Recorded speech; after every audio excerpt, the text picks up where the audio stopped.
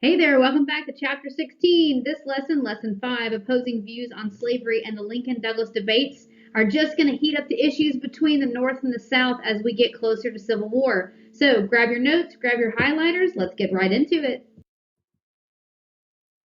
We're on page 25 of your notes. It starts off with the quote by Frederick Douglass, and it says, Douglass drops the mic on slavery. So we're going to take a few minutes to look at two different texts of opposing views on slavery. Douglass obviously arguing that slavery is abominable, and Fitzhugh, a man who is arguing that factory workers actually have it worse than enslaved Africans in the South. And the reason we look at these two opposing views is that you understand that not everybody in America believed that the South was wrong.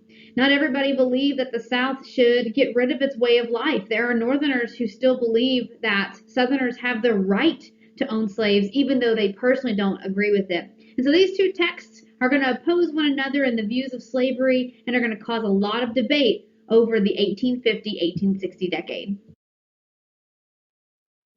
We'll first look at what abolitionist Frederick Douglass has to say about slavery in one of his most famous speeches he gave in 1852 called The Meaning of July 4th for the Negro.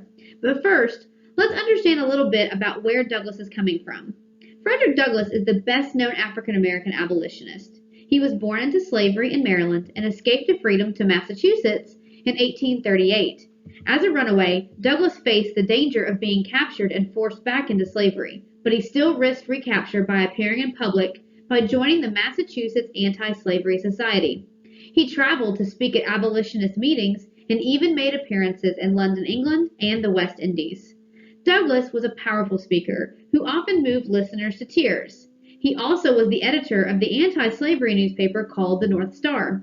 Douglass chose to make his home in America because he strongly believed that to end abolition, he had to combat it at the source. He insisted that African Americans not just receive freedom, but full equality with whites as well.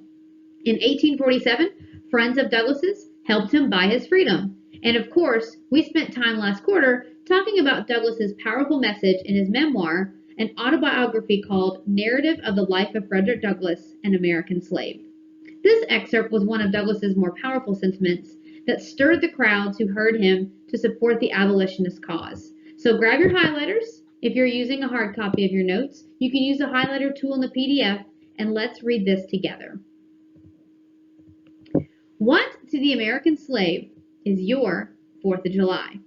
Well, that's a simple question. What do we celebrate on 4th of July? If I were to go out on the streets, well, there are not a lot of people right now, but if I said, what do you celebrate on the 4th of July? Most people would simply say the 4th of July. But its real holiday is called Independence Day, for when we received our independence from Great Britain when we wrote the Declaration of Independence. So keep in mind that our 4th of July is about independence, and another word for independence, freedom. I answer a day that reveals to him more than all other days of the year the great injustice, the cruelty, to which he is a constant victim. To him, your celebration is a sham. Now we know the word sham just means like it's fake, it's not real. Your boasted liberty and unholy reasoning, your national greatness, swelling self-image, your sounds of rejoicing are empty and heartless. Your denunciation or trash talk of tyrants, brass-fronted, proud attitude, your shouts of liberty and equality, your hollow mockery, your prayers and hymns, your sermons and thanksgiving, with all your religious parade and solemnity, are to him mere bombast. Now, the word bombast means meaningless shouting, meaning it means nothing. It's empty words. Fraud, deception, impiety, hypocrisy, a thin veil to cover up the crimes which would bring shame to a nation of savages. There is not a nation on the earth guilty of practices more shocking and bloody that are of the people of the United States at this very hour. Woo! Those are some strong words from a man who is calling out America. I mean, one of the greatest foundations of our nation is the fact that we're the first of colonies to ever earn through war our freedom from our parent country. And we hold that to be very powerful and true to the sense of nationalism we have. And he's just calling you out on it. And what a time to do so. He is comparing the freedom that we celebrate being a sham or a lie compared to the large amount of America's population that still suffers from enslavement during the 1850s. So on page 25, there are 3 questions at the bottom of this quote. In your own words, what does Douglass think about the 4th of July? Number 2 says, why is Douglass critical of Americans celebrating the 4th of July? And number 3 says, how do you think Douglass's audience reacted to this speech? And please note the note that is just above the quote, who was actually there to see it. Take a moment, answer those questions in your own words, and then we'll move on to the opposing view. Our next excerpt takes a very dark turn to support the ideas of slavery. It was written by George Fitzhugh, a sociologist from North Carolina. A sociologist is someone who studies human society, and I would bet the 1850s had a lot of interesting aspects for Fitzhugh and others like him to examine. He wrote a few books, but his most famous is this one in 1857, Cannibals All, or Slaves Without Masters. It supports the institution of slavery. This excerpt distorts the slave lifestyle. Let's take a look at his words, keeping in mind that he's a supporter of slavery. We'll highlight key information, so grab your highlighters or use your highlighter tool if you're using the PDF. The Negro slaves of the South are the happiest and, in some sense, the freest people in the world. The children and the sick elderly work not at all, and yet have all the comforts and necessities of life provided for them. So children don't work in the fields, probably because they're not of age yet. And when it says that they have all the comforts and necessities of life provided for them, he's referring to the fact that slaves live on plantations and have homes and have food provided for them by their slave masters. They enjoy liberty because slaves are not oppressed neither by care nor by labor. Now what that means is that slaves on a plantation are the bottom of the totem pole when it comes to work. They are the worker bees, according to Fitzhugh. The more responsibility that you have in a job, the more it stresses you out. Now the managers, the slave owners, they have to worry about getting their product to market. They have to worry about paying not their slaves, but their overseers or other workers on their plantations. I bet they do lose sleep at night. And what Fitzhugh is saying is that slaves, because everything is taken care of for them and that they are just the workers on the field, they don't care whether or not the work gets done, and the labor is just labor. They just clock in and they clock out. Women do little hard work and are protected from the despotism or control of their husbands by their masters. Now, you and I both know that women all across the United States in the 1800s had little to no rights, and often women faced abuse by their husbands.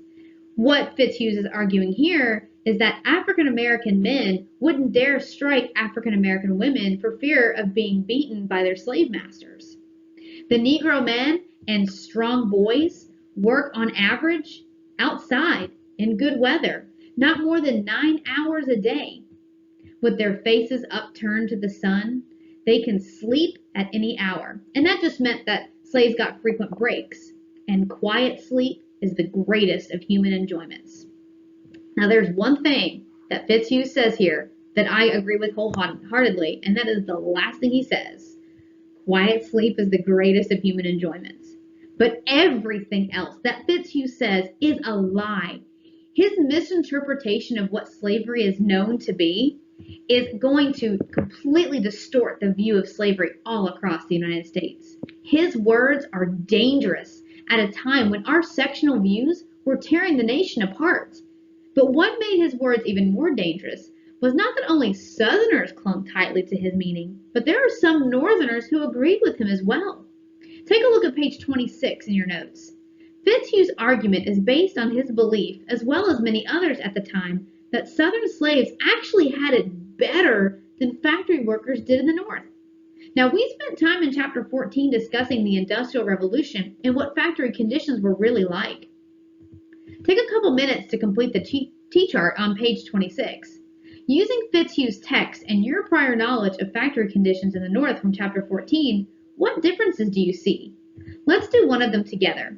If you just read Fitzhugh's words from beginning to end, you'll find lots of arguments that he makes. In his second sentence of the text, he says, "The children and the sick elderly work not at all, and yet have all the comforts and necessities of life provided for them." Now, what do you remember about child workers in northern factories? Right. Children worked in buildings with little light, little air, for little pay, and they worked for more than 12 more hours a day. Consider a poor factory worker hearing about this work and this book and reading for themselves the description Fitzhugh makes about slavery. The more this mistreated factory worker hears about how, quote, well, the slaves are cared for, which you and I know is false, the more these factory workers are going to feel sorry for themselves and their situation and not want to support the abolitionist cause. But you and I both know that Fitzhugh is leaving out some very vital information about slavery. Question 2 on page 26 says, based on your own knowledge of American slavery, what harsh conditions is Fitzhugh omitting or leaving out about slave labor? Really? How about the fact that slaves aren't free? They can't leave. They can't quit their jobs. They can't just walk away from their situation and start over somewhere else. Fitzhugh is purposefully leaving out the fundamental argument for slavery. Slaves cannot make choices for themselves. Now, as you can see, if a person just read these words from Fitzhugh, they would have a one-sided and very lopsided view of what slavery in America looked like. Take a moment to finish up the T-chart on page 26.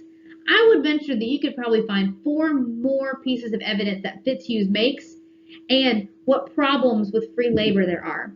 Then go ahead and answer questions 2 and 3 before moving on. For our next major event, I want you to consider yourself a voter on election day.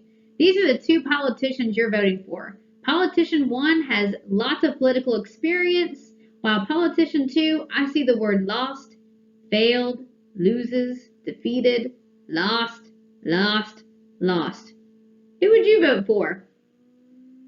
If you said politician 1, you're probably having a safe bet because he seems like the more successful candidate.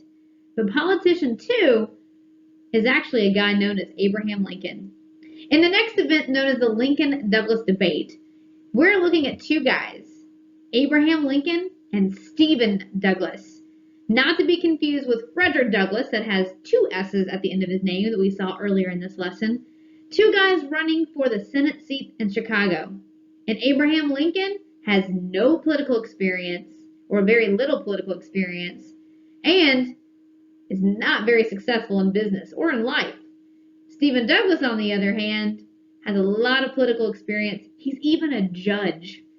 And these guys are going to heat it up in Illinois when they are the first candidates to take their show on the road and have public debates. Now, what do you think is one of the biggest issues in America at the time to debate about? Slavery it is. In 1858, the Senate seat in Illinois was up for grabs, and 2 men from Illinois, Stephen Douglas and Abraham Lincoln, were going to have a very public, very controversial campaign to win. The Republican Party chose Lincoln as their candidate. He was a tall, soft-spoken man who had served as a state representative. People were enamored with Lincoln's ability to use words. He was the kind of man that when he spoke, people listened. The Democrats stuck to their guns and supported the incumbent, or the one who was running for re-election, Senator Stephen Douglas. These 2 men were political and personal enemies. Lincoln had openly opposed Douglas's Kansas-Nebraska Act, and there was bad blood between them because both Douglas and Lincoln had courted or dated the same girl, Mary Todd, a woman from a wealthy family in Lexington, Kentucky, a slave-owning family at that. And Douglas, well, he held a bit of a grudge because Mary Todd is more famously known as Mary Todd Lincoln. Guess Lincoln got the girl. This event is one of the major events from the 1850s because the debates drew national attention.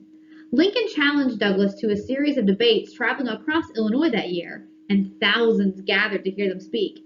The 2 men couldn't be more different, except for their taste in women. Douglas supported the idea of popular sovereignty and believed that keeping the nation half free and half slave only proved that the power of the government truly laid in the hands of the people.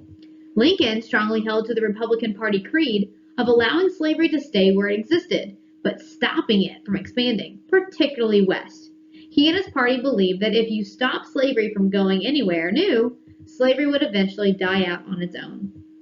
Over the several months of debates, the men argued not just about slavery, but about factory conditions and workers' rights.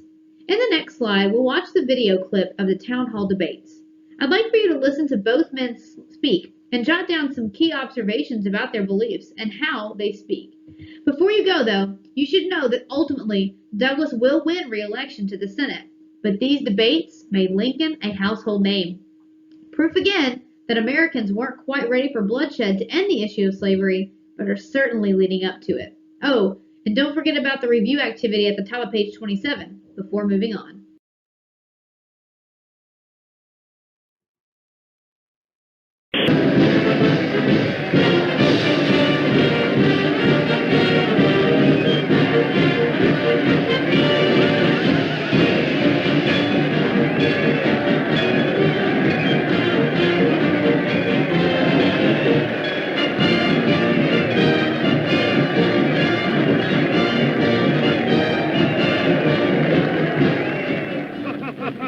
Old Abe won't have an answer for that one. You're a liar.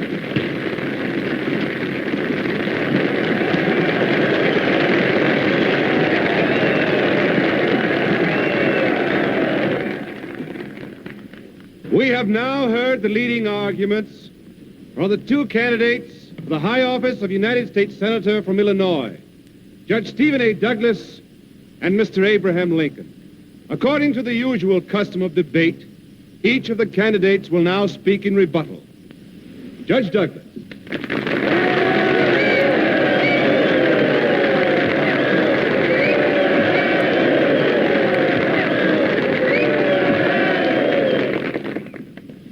My fellow citizens, my good friend Mr. Lincoln has addressed you with his usual artless sincerity, his pure homely charm, his perennial native humor. He has devoted a generously large portion of his address to most amiable remarks upon my fine qualities as a man, if not as a statesman, for which I express deepest gratitude. But at the same time, I most earnestly beg you not to be deceived by his seeming innocence, his carefully cultivated spirit of goodwill. For in each of his little homilies lurk concealed weapons. Like Brutus, in Shakespeare's immortal tragedy, Mr. Lincoln is an honorable man. But also, like Brutus, he is an adept at the art of inserting daggers between an opponent's ribs just when said opponent least expects it. Behold me, ladies and gentlemen. I am covered with scars. How dare they laugh? It's only a speech, Mother. Anytime you say it.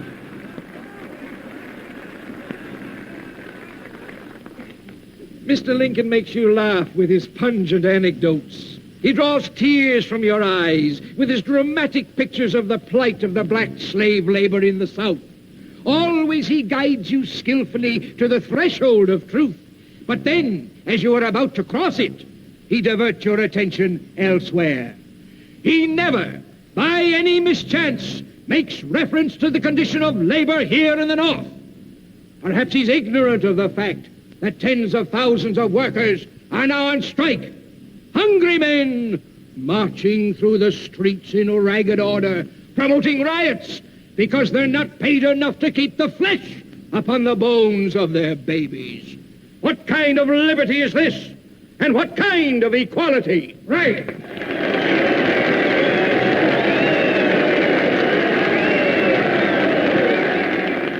Mr. Lincoln harps constantly on this subject of equality. He repeats over and over the argument used by Lovejoy and other abolitionists, to wit, that the Declaration of Independence, having declared all men free and equal by divine law, thus Negro equality is an inalienable right. Contrary to this stands the verdict of the Supreme Court in the case of Dred Scott. Mr. Lincoln is a lawyer, and I presume, therefore, that he knows that when he seeks to destroy public confidence in the integrity, the inviolability of the Supreme Court, he is preaching revolution. He asks me to state my opinion of the Dred Scott decision, and I answer him unequivocally by saying I take the decisions of the Supreme Court to be the law of the land, and I intend to obey them as such. Now will I be swayed from that position by all the ranting of all the fanatics who preach racial equality, who would ask us to vote, eat, sleep, and marry with Negroes. And I say further, let each state mind its own business and leave its neighbors alone. If we'll stand on that principle, then Mr. Lincoln will find that this great republic can exist, forever divided into free and slave states, and we can go on, as we have done, increasing in wealth, in population, in power, until we shall become the admiration and the terror of the world.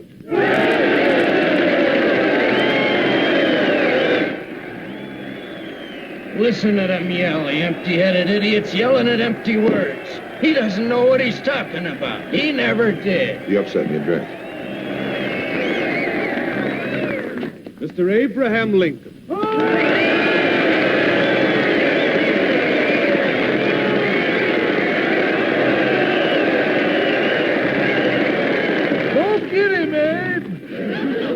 Judge Douglas has paid tribute to my skill with the dagger. I thank him for that, but I must admit that he can do more with that weapon than I can. He can keep 10 daggers flashing in the air at the same time.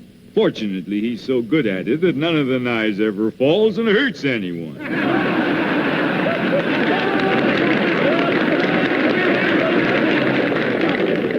Now, you've heard the judge make allusion to those who advocate voting and eating and marrying and sleeping with Negroes. Whether he meant me specifically, I do not know. If he did, I can only say that just because I do not want a colored woman for a slave, I do not necessarily want her for a wife. I do not need to have her for either. I can just leave her alone. In some respects, she is certainly not my equal any more than I am the judge's equal in some respects. But in her natural right to eat the bread she earns with her own hands without asking leave of somebody else, she is my equal and the equal of all others. Now, you heard the judge speak about our own labor conditions. As an American, I cannot be proud that such conditions exist.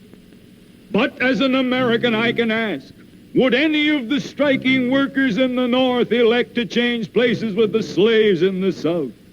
Will they not rather say the remedy is in our hands, and still as an American, I can say, thank God we live under a system by which men have the right to strike.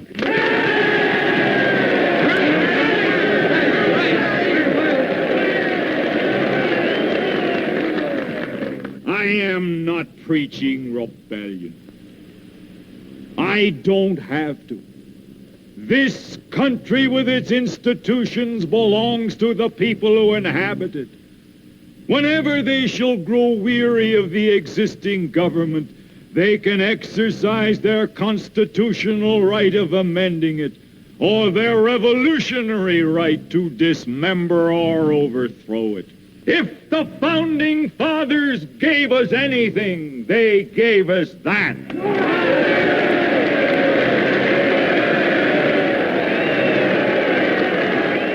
The purpose of the Dred Scott decision is to make property and nothing but property of the Negro in all states of the Union. It is the old issue of human rights versus property rights. It is the eternal struggle between two principles. The one, the common right of humanity. The other, the divine right of kings. It is the same spirit which says, you toil and work and earn bread and I'll eat it.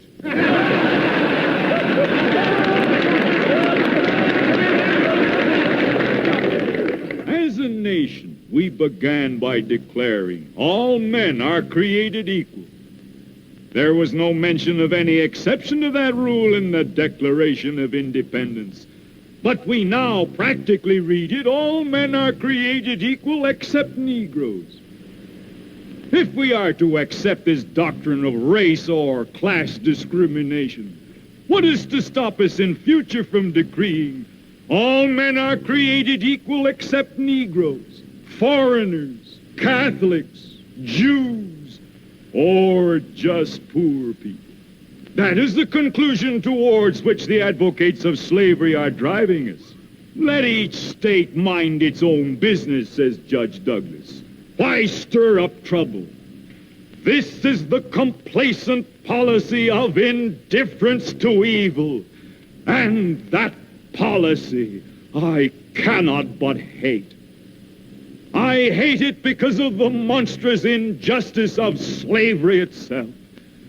I hate it because it deprives our republic of its just influence in the world, enables the enemies of free institutions everywhere to taunt us as hypocrites, causes the real friends of freedom to doubt our sincerity, and especially because it forces so many good men among ourselves into an open war with the very fundamentals of civil liberty, denying the good faith of the Declaration of Independence and insisting that there is no right principle of action but self-interest. In his final words tonight, the judge said that we can be the terror of the world. I don't think we want to be that. I think we would prefer to be the encouragement of the world, the proof that at last man is worthy to be free. But we shall provide no such encouragement unless we can establish our ability as a nation to live and grow. And we shall surely do neither if these states fail to remain united. There can be no distinction in the definition of liberty as between one section and another, one class and another, one race and another. A house divided against itself cannot stand. This government cannot endure permanently half slave and half free.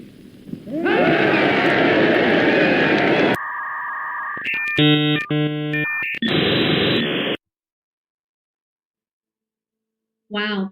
You can tell why Abraham Lincoln was a well-liked man. He knew how to speak and how to speak to the audience. Probably the biggest takeaway from those speeches were his quotes, "A house divided cannot stand." I believe this government cannot endure permanently half slave and half free. I do not expect the Union to be dissolved. I do not expect the house to fall. But I do expect it will cease to be divided. It will become all one thing or all the other. Now, I don't think Lincoln is here predicting that a civil war is how it's going to become one thing or all the other, but he is under the understanding that popular sovereignty is tearing the nation apart instead of bringing it together.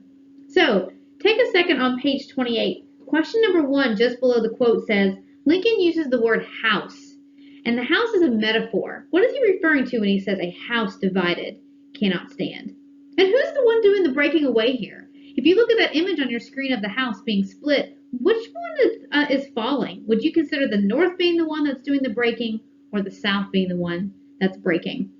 And then last but not least, how would you respond to this? Does the south support his words? Does the north support his words? Answer those questions on your page.